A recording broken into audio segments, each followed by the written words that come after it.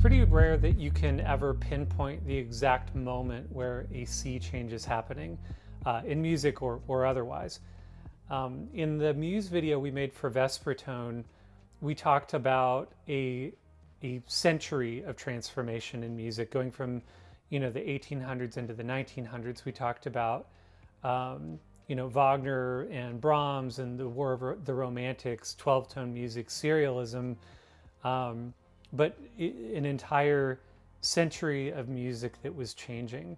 But it is pretty rare to find like one exact moment, because we can say, okay, Nirvana, Smells Like Teen Spirit, like, okay, that was a transformational song, or they were a transformational band, or the Beatles, or like, there's a lot of different places you can point to and say that band had a heavy influence on a transformation that was happening.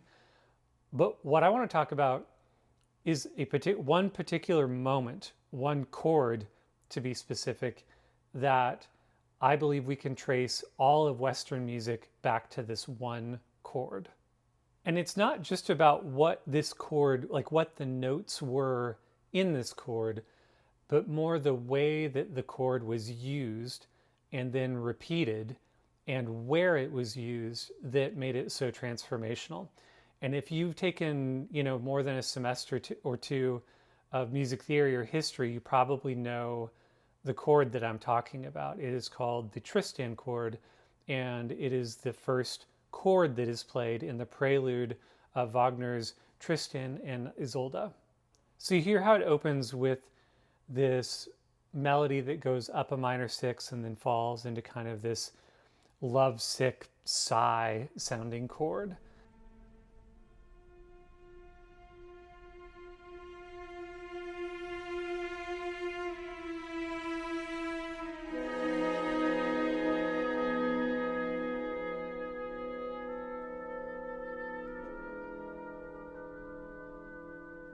Instead of resolving, immediately as it would have done for the past 100 years before this, it just lingers and then silence. And then it's modulated up and then repeated, followed by silence.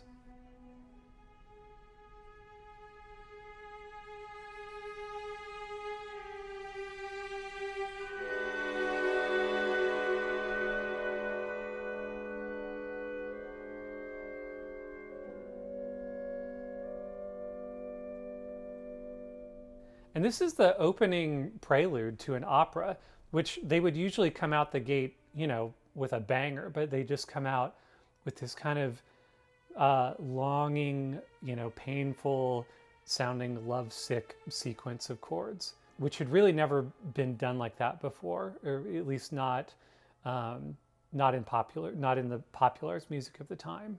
And if you're not familiar with the story of Tristan and Isolde is kind of like a Romeo and Juliet story. It's a different plot, but it's basically, the story of these two lovers that want to be together, but they're like two magnets that you're holding slightly apart, and the music is just the tension of that draw of them being pulled together but not able to be together, and the chord that we were calling the Tristan chord does not actually resolve itself even in the opening prelude. The tension continues throughout the entire opera, and in some senses, you get resolve in the music before it's over, but in a lot of ways, in a strictly technical way, that Tristan chord does not resolve until about 4 hours later in the opera. And critics were not pleased when this started being performed live. I want to read you a couple comments from some critics at the time who did not fully appreciate this tension being stretched out for hours and hours and hours. After its debut, one critic said, "Not to mince words, it is the glorification of sensual pleasure tricked out with every titillating device. It is unremitting materialism according to which human beings have no higher destiny than, after living the life of turtle doves, to vanish in sweet odors like a breath. In the service of this end, music has been enslaved to the word, The most ideal of muses has been to grind the colors for indecent paintings. Wow. And then another one, Clara Schumann did have some things to say about this, and I love Clara Schumann, but she is definitely manifesting some Angela from The Office energy here.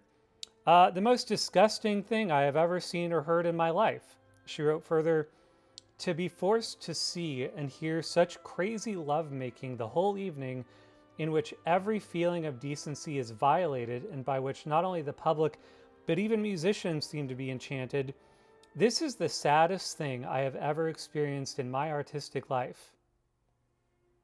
And her maybe boyfriend, maybe not boyfriend, Brahms, said that after looking at the score for Tristan and Isolde, it ruined his day. And speaking of having things ruin your day, it's no wonder that Lars van Trier used the music from the prelude for Tristan and Isolde as the entire soundtrack for his very, very extremely depressing end-of-the-world movie, Melancholia. These could have been a lot different. Yes, Michael, they could have been. Just forget it. Stop dreaming, Justine. What are we excited about? Tomorrow night. That's right. I'm afraid of that stupid planet. And it is not going to hit us. You promise? Life is only on Earth. And not for long. I don't think you know that at all. Sometimes I hate you so much.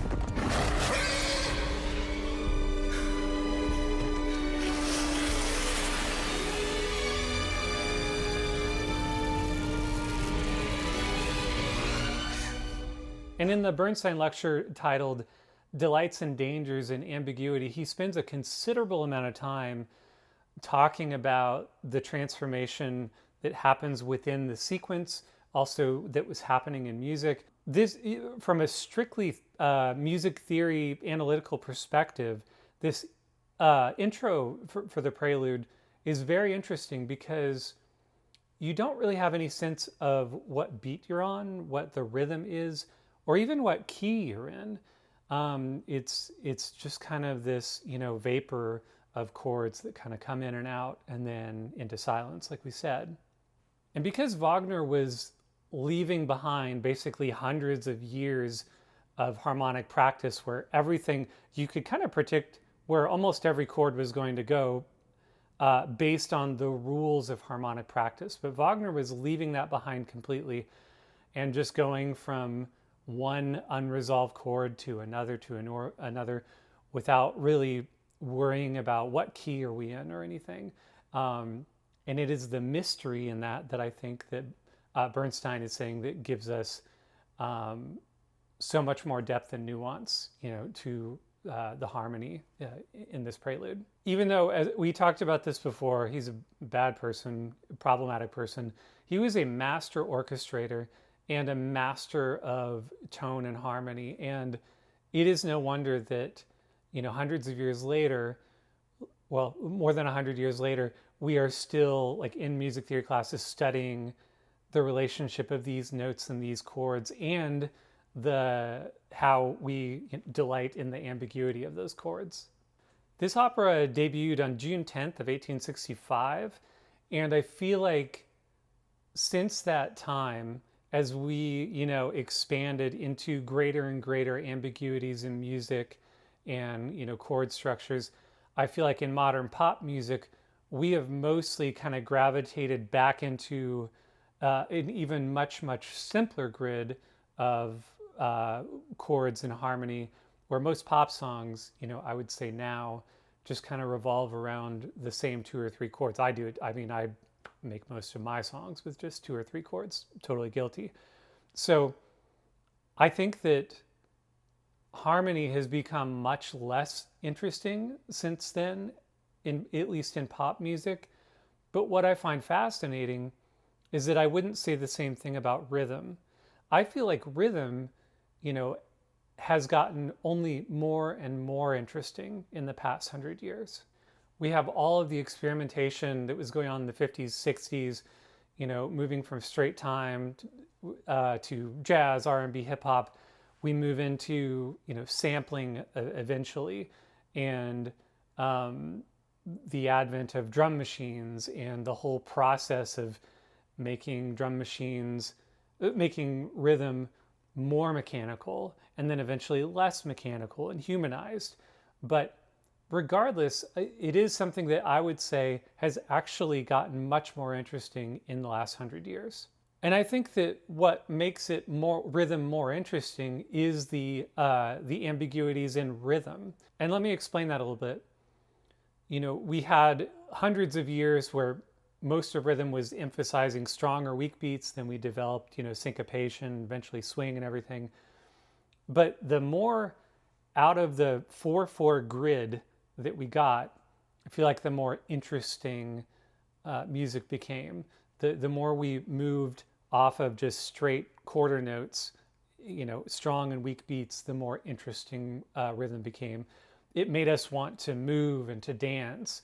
A whole new genre or a whole new universe of music was born just, for grooves and dancing. Far, far superior to what the music for dancing was in the 1700s, I would say. And so how, in practice, do ambiguities in rhythm increase the ability for creative expression? Well, I think that we can look at one particular figure to get the answer to that. I would argue, one of the last great, really, really innovators of the last century actually lived during our lifetime. He died in 2006, and at the age of 32. You probably know who I'm talking about. We are referring to J. Dilla. Okay, so what was his contribution to music, to rhythm, to sampling? Well, like I said, in a lot of ways we can think of what people were doing right before him, people using, drum machines, sampling and whatnot. It made rhythm more rigid in a way, but he took the idea of a sampler and drum machines and wanted to basically humanize them, to make them where you could bend time, where you could push, you could pull. I think to clarify, let me pull up an illustration from the 2022 book, Dilla Time. Here's a graph that kind of illustrates visually what we think of when we think of straight time. And then here's another illustration showing a visual representation of what we think of when we think of swing time.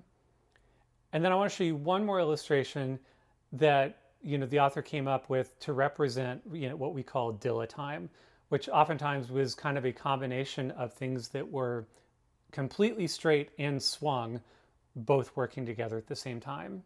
And I just want to say really quickly, I would love to show you examples and play some Dilla for you, but even though Teletone Audio and myself specifically, I'm really passionate about talking about music history and transformations that happen, we are still a company that sells things, and so I don't think it would sit well with me or anyone else if we were just playing Dilla underneath me talking, because we are a company, we do sell things. I played the Wagner because I don't care what Wagner thinks. So I just wanted to mention that. Okay, so you look at that illustration, you're like, okay, it looks like things are not to the grid. How does moving things out of time make for an enhanced creativity? Well, the trick with his music was, it wasn't throwing a bunch of paint on a canvas to make an abstract painting. It was like, it's a three-dimensional jigsaw puzzle where everything works together to make this shape, even though you may have pieces that are like facing in different directions. It really keeps people, myself included, kind of scratching our heads seeing how it all fits together. It was really, really innovative and genius. And again, it was in the ambiguities that it feels like there is so much intrigue and beauty behind it, and intelligence when you really look at all the pieces and how they work together. You can import these tracks, into your DAW and study them like I did, and you still won't really often understand why it works the way that it does, why all the pieces fit together, but they do. And it is in the mystery of that I just adore his music so much. And I think that 100 years from now, people will still be studying his music, studying what he did with sampling and samplers, And I think that, his influence is only going to grow over time. And like I said in the intro, even though we don't normally get to see in real time a great transformation that's happening in music, I think that we should stop and appreciate the fact that, we all get to live in the time that does overlap with Jay Dilla, and that we were alive during a time where where there was someone so innovative doing such interesting things, even though his life ended way, way too soon. I feel really, really thankful and grateful to be living in the time that we do. So as always, the evolution of one thing to another is something that always interests us at Teletone. The journey that rhythm has been on in pop music for, the past 20 years is really interesting. We really love talking about, the space in between things, in between genres, in between other instruments. In this example, the space between straight and swung, the difference between drum machine and human playing. All of these things are spaces that we really, really love to explore, that we have been exploring. And I have good news for you. There's a particular instrument that you guys have all been asking about for a while that is about to be released very, very soon. And all of these things that we talked about today, these are all of the things that were kind of like in our minds while we were working on this instrument, attempting to create, just another tool to enhance your creative experience. We want to put those tools in your hands because these are the tools that we would like to have and that we would like to use ourselves as artists. So we do have a lot more news on this coming very, very soon, but I hope this was insightful for you.